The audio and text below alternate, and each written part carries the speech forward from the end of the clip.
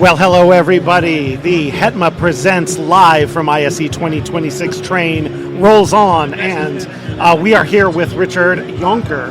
Yeah. Or Jonker. Whatever you want. No. I want what it actually is. You know what I'm saying? You know, Yonkers, New York. Yes. Was named after a family member of mine. Really? Yeah. So that's how, I guess that's how it's pronounced, and then you Okay. can spell it with a Y, it's easier, right?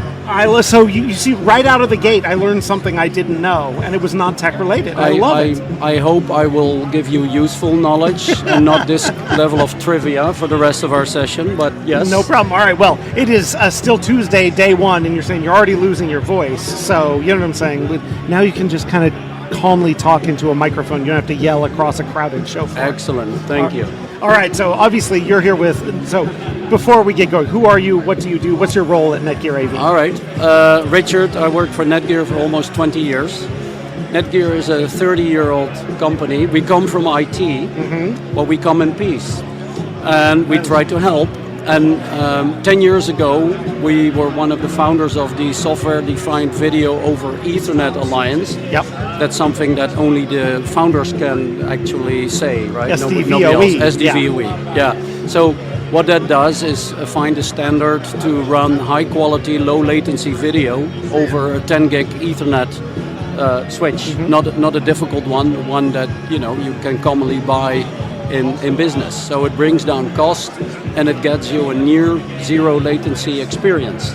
Now, latency is measured by the audio people in milliseconds. Right. Like this thing that we're recording here has, 10 milliseconds of latency. Video people talk microseconds because they're special. Yeah. But switch people talk nanoseconds. Yes. There is no latency. The switch is never the problem, remember that. So we call ourselves the plumbers of the AV over IP world. We work with 530 today, but we're adding manufacturers in the AV over IP space to make deploying their solutions easy. And that's, I think, an important part of what we're going to talk about today. There is a higher goal that HETMA has in making the whole AV experience on campus for the students end-to-end more of an integrated experience. Yeah. And if you think you can do that by plugging HDMI cables and USB cables in something, the answer is no, that's not going to work. Have you ever tried to cloud manage a USB cable? Right. You cannot. So I think the thinking in the AV industry has to change. It's not maybe we can make this over IP. No, IP is the standard. Because doing everything over IP gives you the possibility that any service, and according to Joe, it's somewhere between 70 and 100 different processes that run on a large university like the UCLA. Yep.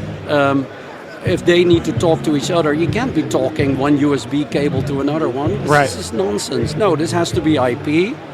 This has to be more open and more standardized, because otherwise, the 70 to 100 services don't understand each other. But you can't say that it's one standard, because there's different standards or profiles for every application. Yeah. Now, we counted 45 AV over IP standards that we support with a profile in our switches.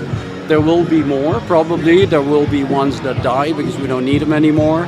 But you can still say, well, SDVOE, for example, is 10 years old, and we're selling it today in, for example, opera houses. Because an opera singer needs to see the director, the orchestra, and hear everything without a noticeable latency. Right. So a few milliseconds for these people, they can hear that. Yeah. The human ear can hear 7 milliseconds, like stereo works like that, right? 7 milliseconds delay between left and right gives you direction. Right. But if you're a trained opera singer, you can probably hear half of that. So zero latency is key for them. High resolution video is key. It all has to look good. So that's where SDVOE has a place. SMPTE 2110 comes from the broadcast world, and we can see that comes into the commercial world, the education world, because you can use it to synchronize over a large distance a lot of video and audio. That's exciting. There is a derivative for smaller installations that's called IPMX, another open standard. So we think, hey, this is exciting. But a standard is a standard. Does it have to be open? Well, no. 92% of all audio over IP devices supports Dante. Right. That's not an open standard.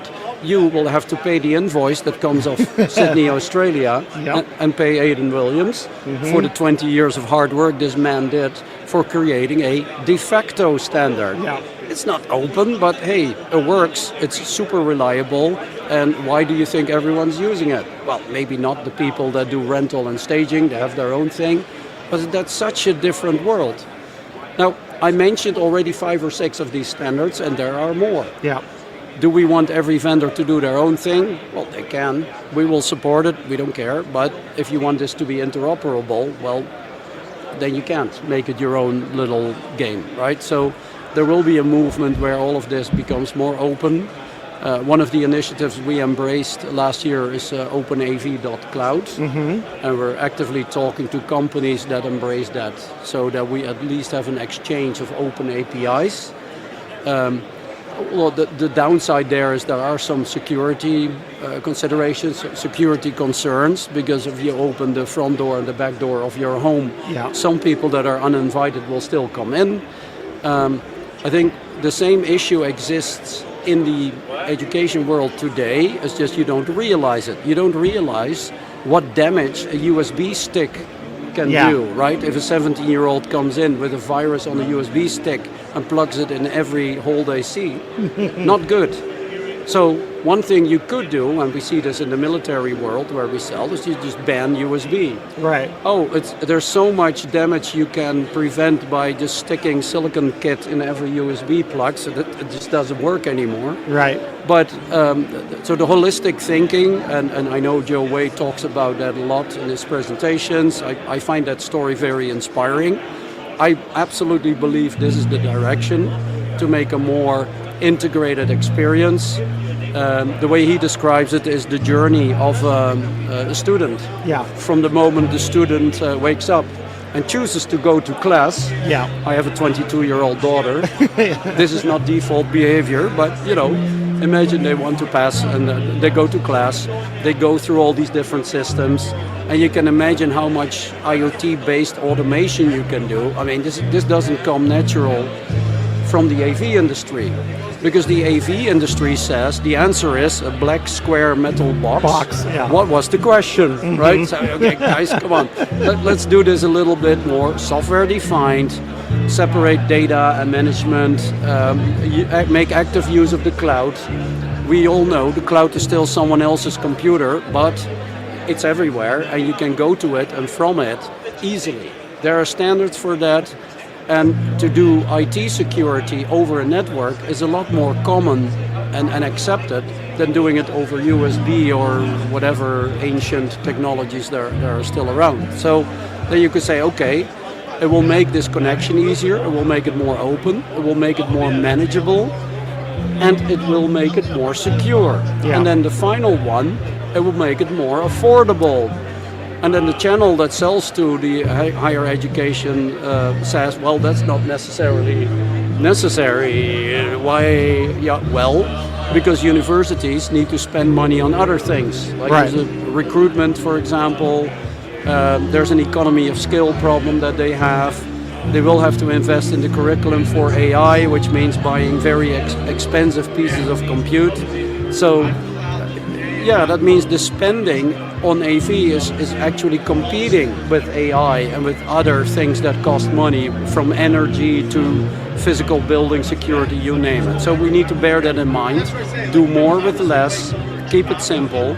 So I think, yeah, that's a direction we absolutely embrace. We believe in it, but we come from that world. For us, this is natural, right? So yeah, we'll have to deal with some box movers and some conservative people that don't see that this wave is hitting them already, right?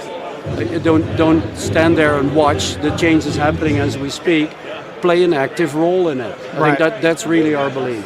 Well, I think that was like the full overview of the state of AV over IP in the AV industry in 9 minutes. That was fantastic. Well, I was told I had 10, so I can still plug in a product pitch if you want.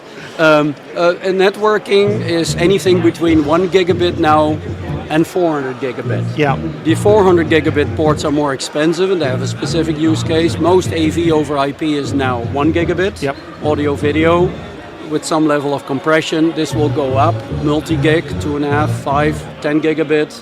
You will see university broadcast doing full SMPTE 2110, 25 gig out from the university or from the sports field. Right. That is not special anymore. That is standard, table stakes. And then you can see with those kind of applications how fast universities will embrace this. Yeah. Because you got to do this, right? Or you don't want to broadcast your football game, right? There's no question. Yeah. So that drives this innovation. That's awesome. Well, you guys, I love how at the beginning you said, we come from IT, but we come in peace. And I think that's kind of enabling AV to take the steps you're talking about in a way that is friendly and supportive. Absolutely. And, you know what I'm saying, and highly accessible is Yep. awesome. So it's only Tuesday, so anybody who is in Barcelona at the show, the booth is 2U240 to come Yeah. see Netgear. And for those that are back in the States that aren't able to make out the trip, we've got photos and stuff of their booth and more details about the product offers you have to kind of solve those problems at hiredav.com. So everybody go check it out. Excellent. Thank you for taking the time to talk with us. I appreciate it. Thanks for having me. And now I know where Jonkers comes from. There you go. Thank All you, right. sir. Thank you.